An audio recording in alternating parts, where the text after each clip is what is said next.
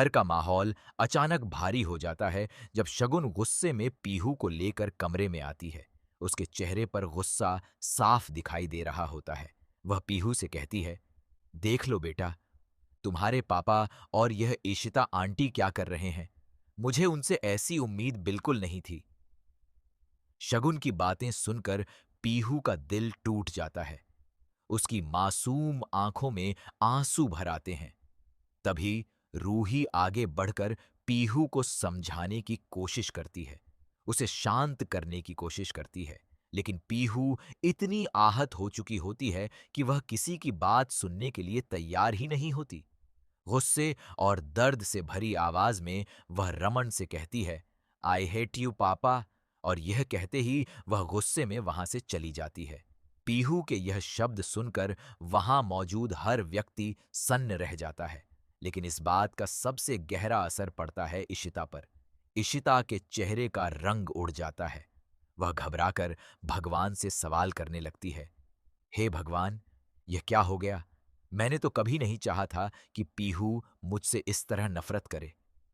उसके दिल में एक अजीब सी बेचैनी और डर घर कर लेता है। उधर रमन भी गुस्से से भर जाता है। वह अपने गुस्से को संभाल नहीं पाता और वहां से सब रिश्तों की परवाह किए बिना निकल जाता है। माहौल इतना तनावपूर्ण हो चुका होता है कि हर किसी को समझ नहीं आता कि आखिर क्या किया जाए। तभी मनी वहां आता है और कहता है कि उसने सबको फोन करने की कोशिश की थी, लेकिन किसी का फोन नहीं लग रहा था। इसी बीच पता चलता है कि शगुन चेन्नई से जल्दी जल्दी वापस आई थी ताकि वह सबको यह सच्चाई बता सके। इधर इशिता अकेले बैठकर रो रही होती है। उसकी आंखों से आंसू रुकने का नाम ही नहीं लेते। आदि उसे समझाने की कोशिश करता है और कहता है, पापा, आप चिंता मत कीजिए, हम पीहू से बात करेंगे और सब ठीक कर देंगे। लेकिन ईशिता के मन में डर और पछतावा बढ़ता ही जा रहा होता है। उसे लगता है कि शायद आज सब कुछ उसके हाथों से निकल जाएगा। मनी भी सबके सामने आकर माफी मांगता है और कहता है कि उससे गलती हो गई। लेकिन उसी समय कोई उससे सवाल करता है, तुमने यह क्या कर दिया?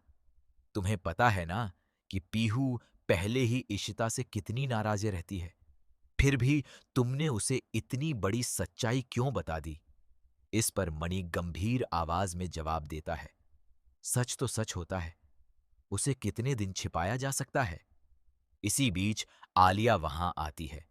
घर में उसके और आदि की सगाई की तैयारी चल रही होती है। कोई उससे कहता है कि उसके लिए बहुत सुंदर साड़ी मंगवाई गई है ताकि वह उसी में सगाई करे। लेकिन आलिया का मन बिल्कुल भी खुश नहीं होता। वह उदास आवाज में कहती है, मुझे अभी कुछ भी नहीं चाहिए। घर में हर तरफ उदासी और तनाव फैल चुका होता है। इशिता अपने कमरे में बैठकर उस पल को याद करती है जब यह सब शुरू हुआ था। उसके दिल में घुटन बढ़ती जा रही होती है। वह सोचती है कि आखिर शगुन ऐसा कैसे कर सकती है? वह भी तो एक मां है।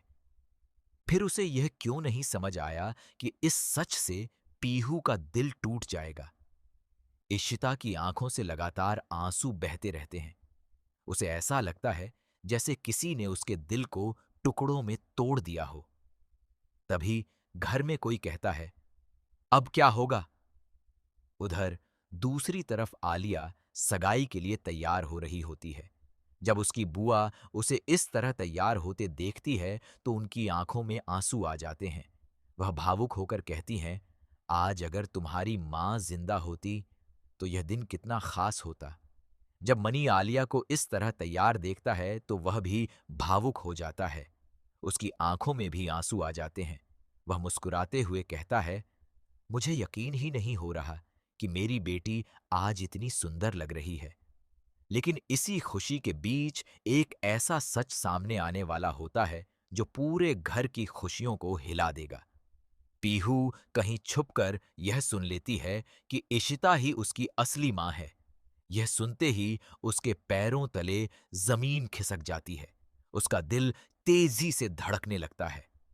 वह तुरंत शगुन के पास जाती है और गुस्से वो ये डर से कांपती हुई पूछती है, माँ, क्या यह सच है कि इशिता आंटी मेरी असली माँ हैं? शगुन एक पल के लिए चुप हो जाती है, लेकिन फिर वह तुरंत इस बात से इनकार कर देती है। लेकिन पीहू के मन में अब शक का बीज बोया जा चुका होता है, और यही शक आने वाले समय में एक बड़ा तूफान लेकर आने वाला है, क्योंकि अब सच छिपना बहुत मुश्किल हो चुका है। और जब यह सच पूरी तरह सामने आएगा, तब कौन सा रिश्ता टूटेगा और कौन सा रिश्ता हमेशा के लिए बदल जाएगा, यह देखना बेहद दिलचस्प होगा।